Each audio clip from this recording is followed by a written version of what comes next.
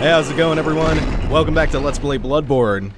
We're diving into the second half of the Forbidden Woods, and last time we first encountered the real terror of this forest, the hunters nestling tons of snakes inside their heads. And snakes are going to become a real prominent enemy going forward here. Now, because of where we are, I hesitate to get into this now, but I'll try to tackle it. This is going to be kind of hard to navigate while giving this commentary, but someone asked me to compare this to the other Souls games a little bit more. I think I've already been doing that, but I'll try to go a little bit more in depth. Oh, we got a big knot of snakes. When you pull the Christmas tree lights out of the basement, they're all tangled up. It's a big ball of snakes. So, first off, the same person asked me what the game's downsides are. My only qualms with Bloodborne so far are honestly that the load times suck, like, pretty badly.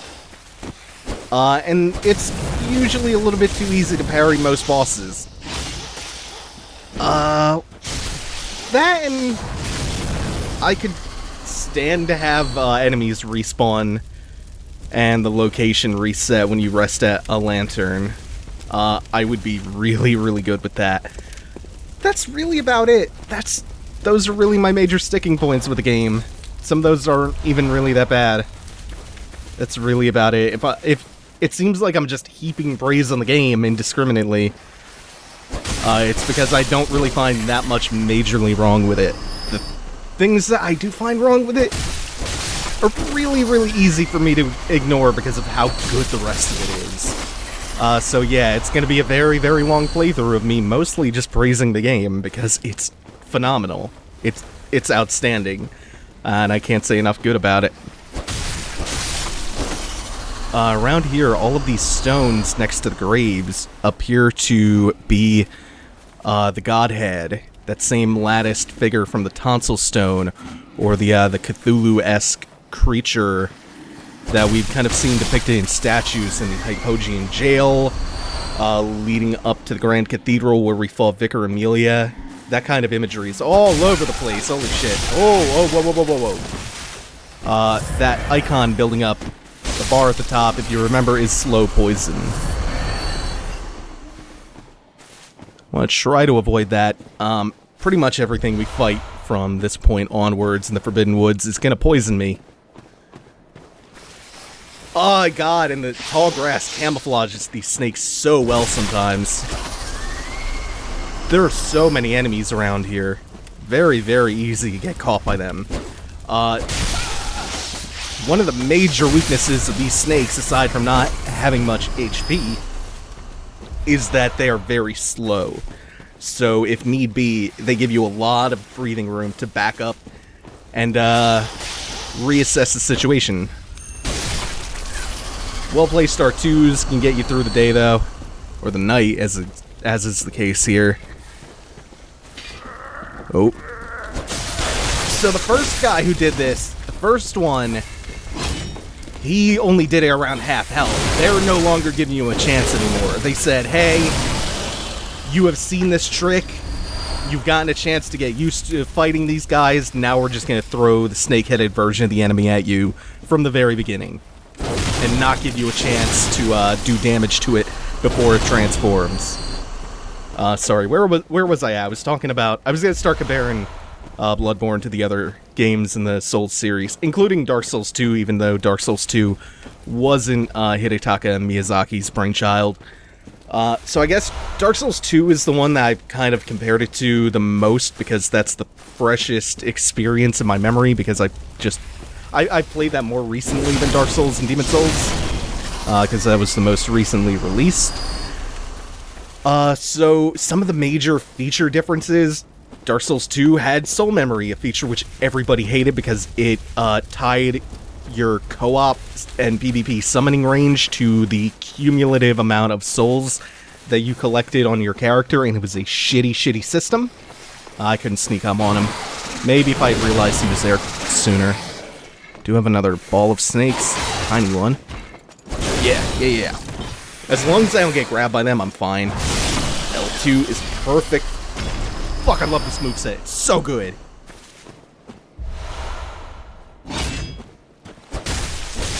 Didn't have, Dark Souls 2 also had the limited repops of enemies, so you could only kill them, I don't know, what was it, like 15 or 16 times, and then after that many kills of an enemy, a given enemy in a zone, they would stop respawning when you rested at bonfire and came back to the area.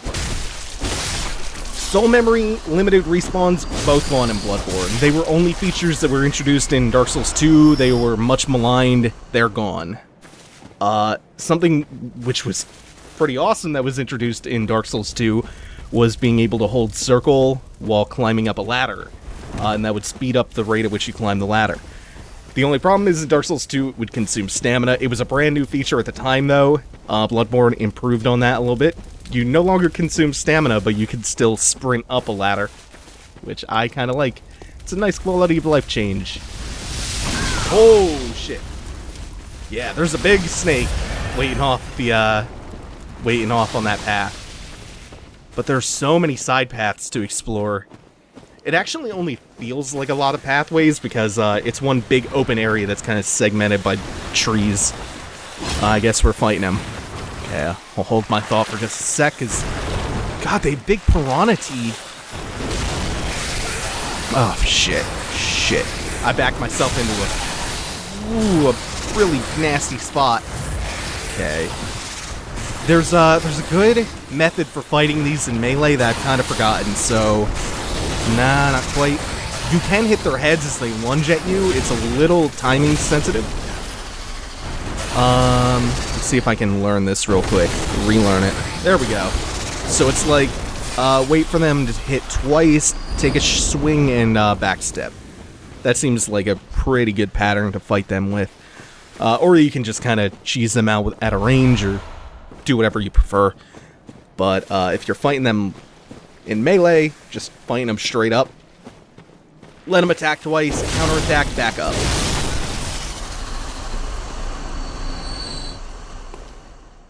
Okay, I think... Oh no, I saw an item as I dropped down the path. So we loop back around.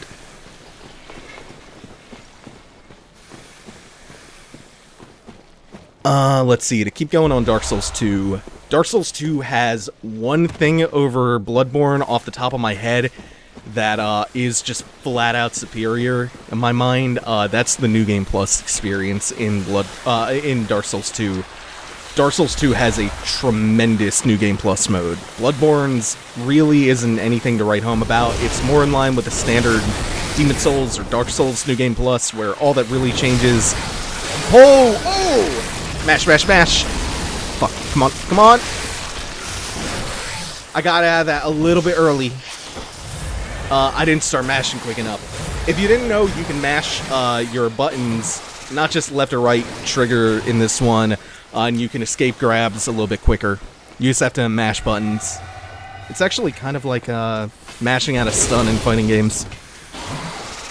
God, I got blindsided really bad there. Yeah, so if you ever get grabbed, just immediately start mashing buttons. And it can end the grab early and you'll take less damage. Holy shit, look at all this. Hyper armor, though, on the L2.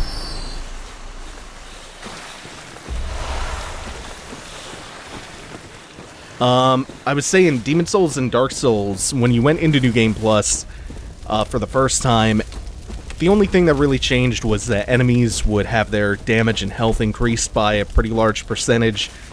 And then every subsequent New Game Plus, up to like New Game Plus 6 or 7, it was, I think, a 25% increase from then on. And that's all that really changed. But going up to New Game Plus in Demon Souls and Dark Souls meant that you could acquire different spells and weapons that you didn't get to get the first time around, because the way it worked is that spells and weapons were tied to boss souls. And boss souls usually had more than one weapon or, you know, miracle or whatever the case may be associated with that soul. So you could only choose one per playthrough. Unless you got into some nefarious shit and duped the soul.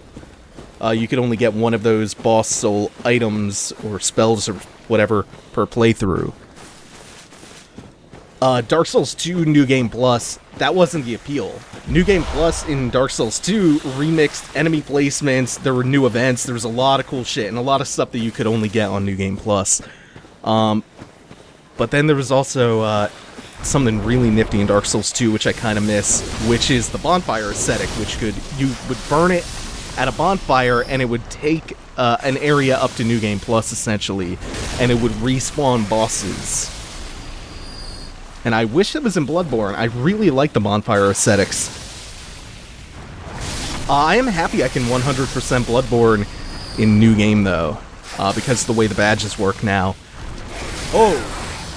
Come on now. There we go. I didn't wait. Shit.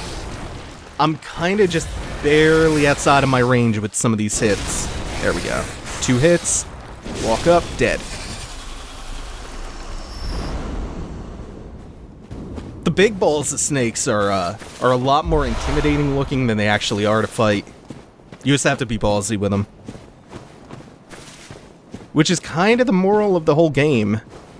You really, really just have to be bold and go after enemies. You will usually do yourself a disservice. Ah, that was stupid. That's not an example of being ballsy in a good way. Yeah, see how early I broke out of the grab there because I was mashing? Yeah, the game really favors aggression in so many different ways. You're much more liable to get yourself stuck in a tight spot if you're being too passive. It helps to sometimes back off for a second and plan your next move and catch your breath, but don't respect enemies. Don't respect enemies. So we got the Clockwise Metamorphosis room. The Twisted Cross means Metamorphosis. This room boosts HP. The discovery of blood made their dream of evolution a reality. Metamorphosis and the excesses and deviation that followed were only the beginning. Secret symbol left by Kirill Runesmith Bergenworth. So is this our first HP room? Clockwise Metamorphosis? I thought we got one earlier than this. If that's the first one, then that should be 5% extra HP, which isn't too bad. Like the Tiny Beings ring. Oh, that doesn't open from this side, okay. So we have to find a way around to open that up as a shortcut. Yeah, be aggressive. You might die once or twice, but you'll learn a lot faster that way.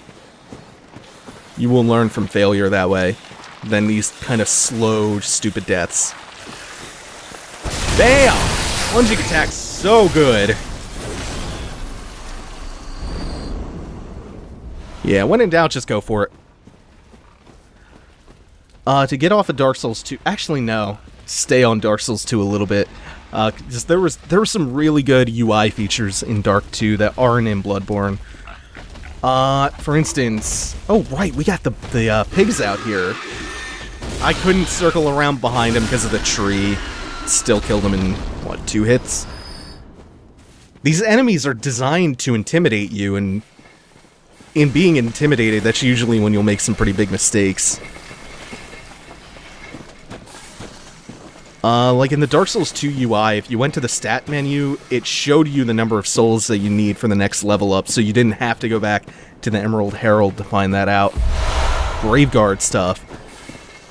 We'll check that out, because that, I believe, ties into the lore of this place.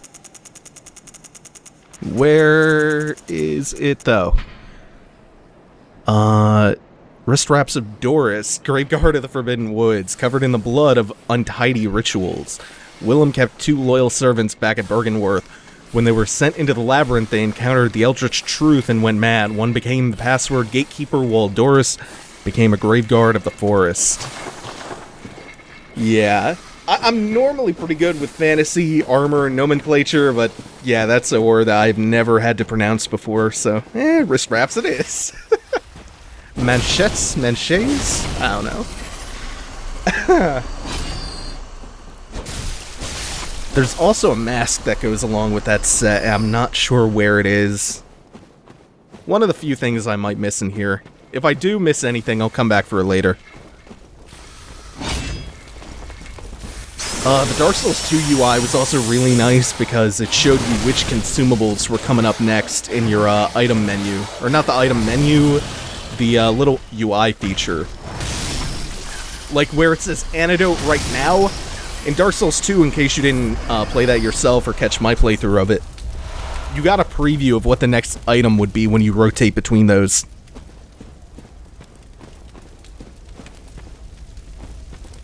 So the Graveguard set that I just picked up. It mentioned, the guy who was guarding the gate who asked us for the password, who turned out to be an already dead skeleton. And it also mentioned Graveguard Doris, whose equipment that must have been. There's a grave deeper into the Forbidden Woods. It's actually, a grave in the boss arena. And the lantern that pops up when you beat the boss is known as the Forbidden Grave Lantern. I don't exactly know whose grave it is that Willem's compatriot, the Graveguard Doris, is supposed to be guarding. It could be a lot of people. It could be Kirill's body, it could be Ludwig's, it could be Lawrence himself. There are a lot of options, and I'm not really sure whose it is. A lot of the lore surrounding this place, I'm kind of shaky on.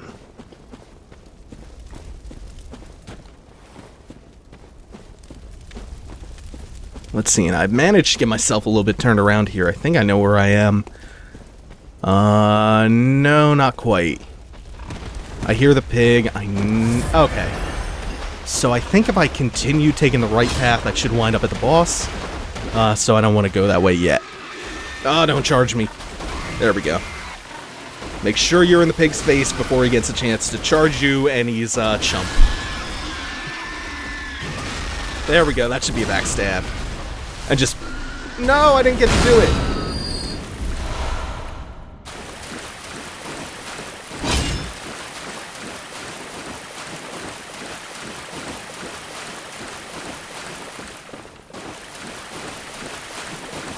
Okay, so... I think, actually, if I keep going this way, not only do I get to the boss, I also unlock that shortcut. I actually don't know the run back to this boss very well, so that shortcut, I don't know that that's gonna help. Ooh, Dissipating Lake. I don't know that that shortcut's gonna help me that much. I really don't know the optimal run back to the boss so well. Ah! The health regen, however you want to say it, so useful.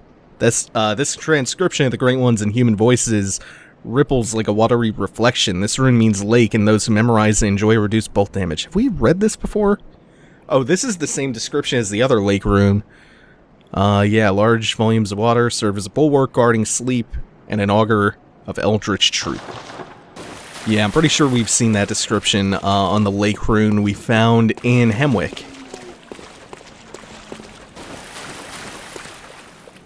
Okay, let me get my bearings. I want to say there's one more pig that I should run into eventually. Ah, shit. I think if I'm right, the pig should be on my right up here. And if I'm wrong, then I'm lost. Yes! I hear it! Woo! Nah. You're not charging. Oh, they take a little bit of damage from the fire, too.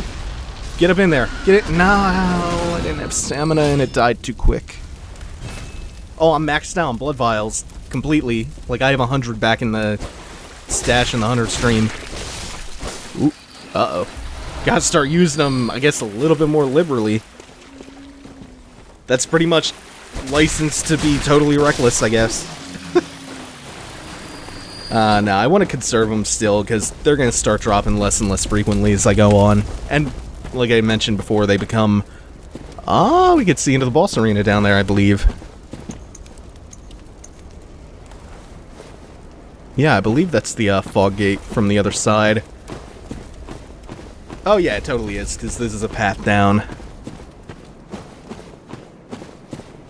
Just Let's make sure this doesn't branch off to a different direction as well. Yeah, you can come down. You can come at this path from 2 different sides. Oh, the Forbidden Woods, I always have a hard time wrapping my head around. Okay, we're gonna leave that alone for the time being, so we can continue exploring the rest of the woods. I know there's still stuff I haven't seen, or I haven't gotten yet. We can... Okay, this is the shortcut path. So, if I die, how do I get to the shortcut is my only question. Or I mean that shortcut.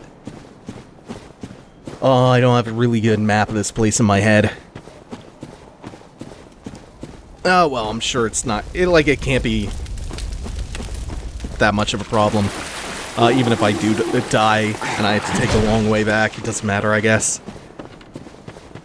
The boss coming up, I would say, is reasonably hard. It's not a pushover.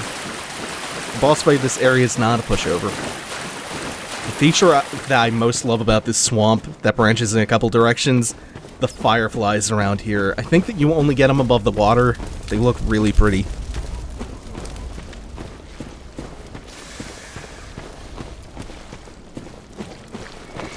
I'm not getting ambushed by you. Kirkhammer, you're my best buddy.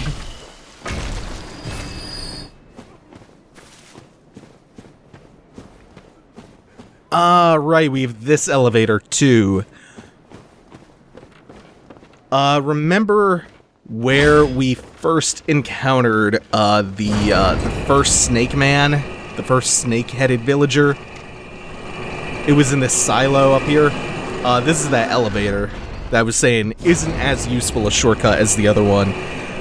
Because this one, I don't know when you would use this one.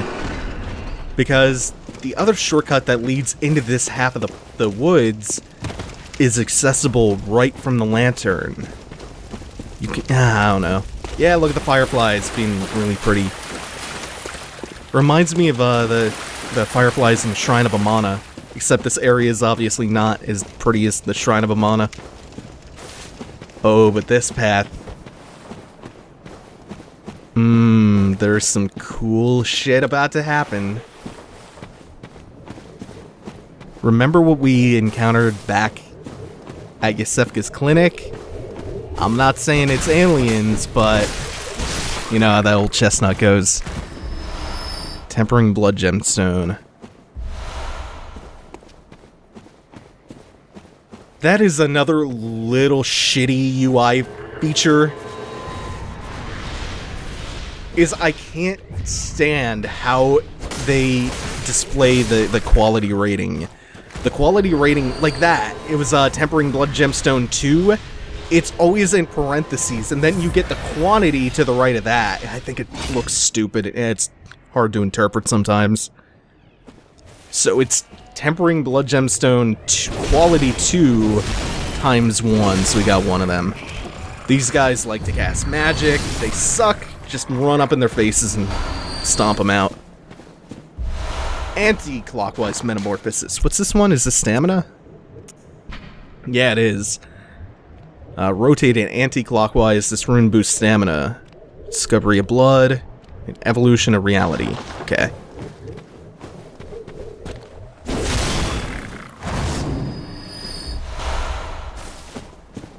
I'm so... Even now, my, what, 3rd time into this place... so overwhelmed and shocked by the presence of these creatures, these fucking Mars attacks Martian creatures, that it's it's really hard to speculate about them at the moment. But it says a lot that they are guarding so much Madman's knowledge. Madman's knowledge, of course, associated with insight, and bringing one's mind closer to the eldritch truth of the universe. We know that there are great Lovecraftian old ones, great ones out there. Those blue things may as well be related. They are kin to the great ones. Kin is a phrase that is going to start popping up a lot more frequently soon. I think they're supposed to be kin to the Great Ones. And based on what we found back at Yusefka's clinic, or Imposter Yusefka's clinic, it looks like... Oh no, did I get stuck? Oh no! Oh god. Oh, that made me nervous. There are a couple of glitches. Some of them are pretty fucking bad. For starters, I've been reading that if you suspend and resume the PS4, it really destroys online matchmaking, so you have to just completely quit the game out if you use suspend and resume if you want to do any kind of online stuff. There is a bug in this forest, actually, where if you co-op in the forest, the game bars you from getting a key item that you need to progress, so there's a progression halting bug. And there's also a really nasty memory leak, which I have not run into in this LP as of this moment yet. The bosses are totally intact. Memory leak has not affected this experience yet. What it is that if you leave the game running for longer than 12 hours, I don't know if that counts suspend resume. If you leave the game running for more than 12 hours straight, there's a memory leak that goes down. And the way that affects the gameplay is that bosses' bosses will just forget their attacks. And they'll usually wind up just spamming one attack over and over and over again throughout the entire fight. And speaking of boss fights, we are coming up to one. So we will do our normal thing of prepping up. I don't know if I want to keep bolt paper on. Bone marrow ash, yeah, I'm keeping that around, because we'll want to use the cannon. And let's pop a beast blood pellet too.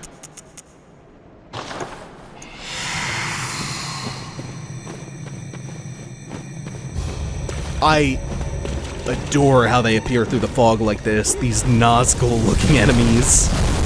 This is round 2, second try against this boss. Lost control at the end of the first fight.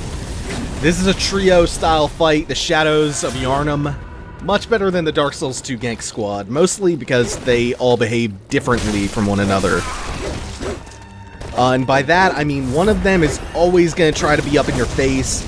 The other one lags behind a little bit, this one with the candle. He's a little less aggressive, which gives you a little bit of breathing room. You don't have both of the melee guys in your face 24/7. You can actually separate them a little. So that one likes to use his flame breath kind of attacks with the candle.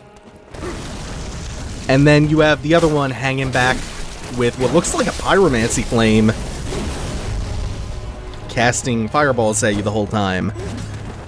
I like to either kill one of the melee guys first, doesn't matter which one, because it's easy to use the big gravestone to cut the other one, the fireball guy, off. And then you really only have to deal with 2 enemies at a time. You can kind of pare it down to 2v1. If you go for the caster first, you can't cut the other 2 off from him, so you're going to wind up dealing with a 3v1 situation. When one of them gets really low on health, they all gain new moves, like you just saw. Yeah. The one with just the katana becomes Dalsim. The other one with the candle, he lights his katana on fire, and the ranged one gets this new raining fireball move. But you can just use the giant grave in the center of this arena to cut the fireball caster off from the other ones. Yeah, that's what I mean by he becomes Dalsim. Stand fierce. And since their health doesn't reset when one of them dies, like Ornstein and Smoes would, you can actually just take pot shots at them.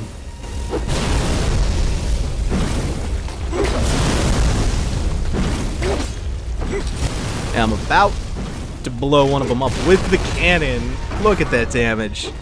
Unupgraded. And as you can see, they can be staggered really, really easily. And then he will do this. I just wanted to make sure he got that attack off. That is so hard to dodge, and that could have gotten me killed. I wanted him to get that attack off because he summons like 50-foot snakes. That's what he gets to do when he's all alone by himself. Never fear, because of how easy it is to stagger him, you can just become ultra aggressive, and he will never get a chance to do anything to you. Yeah. And you get the Blood Rapture Kirill rune from him. This rune is where I start to have a hard time placing these guys in the lore. You'll see what I mean in a second, I think. Where is that? Blood Rapture. Kirill rune transcribes in human sounds. Blood Rapture is the raw euphoria of the warmth of blood, restores HP with visceral attacks, one of the darker hunter techniques. This rune resonates with servants of the Queen, carrier of the Child of Blood, who yearn for their Queen's blood with little hope of requitement. For them, they find some solace in Blood Rapture that serves as a surrogate for their desires. This rune is what confuses me. Yharnam, the city, is named after an ancient Thumerian queen, the Blood Queen, named Yharnam. We also know there's a Queen of Blood at Canehurst, the Queen of the Vile Bloods.